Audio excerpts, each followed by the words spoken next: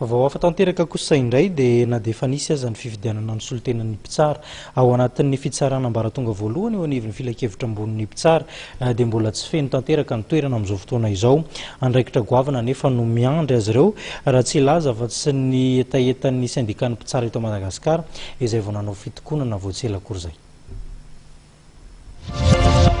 Manomboka mivoaka tsikelikely ny anaran'ireo mpitsara mpikamana vaovao anatin'ny filakevitra ambon'ny mpitsara Rabivahiny RLM ary fanahy manana Hubert Aray no kandida lany solotena ny ministeran'ny fitsarana ao anatin'ny CSM. Razafdrakoto Rivoniaina kosa no voafidy solotena ny mpitsara ao anatin'ny fitsarana ambaratonga voalohany eto Antananarivo ka anisan'ny mandrafitra izany Ambatolampy, Antsirabe, Miarinarivo ary Tsiromandidy. Raha ny tazitra voaray dia 100% ny fandraisan-anjaran'ny mpitsara amin'ny fitsarana ambaratonga voalohany nandritra ny fifidianana omaly.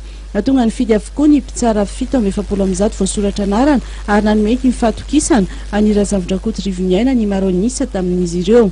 Ny fahaleovantenan'ny mpitsara sy ny fitsarana ary ny ataontsika hoe fitantanana ny ho avy arakasan'ny mpitsara zany gérer ny carrière'ny magistrat dia ao anatin'izany zany maro ny andraikitra tafiditra ao anatiny ohatra ny andraikitra amin'ny fanaovana ny fitsipifehezana ny conseil de discipline zany hoe arak'izay voalazako izay kirakira misahana tantana no avy arakasan'ny mpitsara rehetra.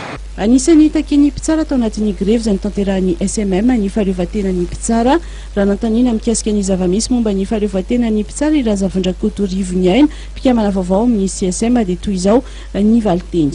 Miara resy lahatra angambontsika fa ny fianakaviam-ben'ny fitsarana amin'ny ankapobeny sy ny mpitsara tsirairay avy dia samy miezaka manao izay tandrify azy amerenana indray iarovana sy amerenana n'izany asan'ny fitsarana sy ny mpitsara ary iarovana sy amerenana n'izany fahaleovantenan'ny fitsarana zany mba amerenana indray koa zany ny fitokisan'ny vahoaka amin'ny mpitsara sy ny fitsarana mihitsy.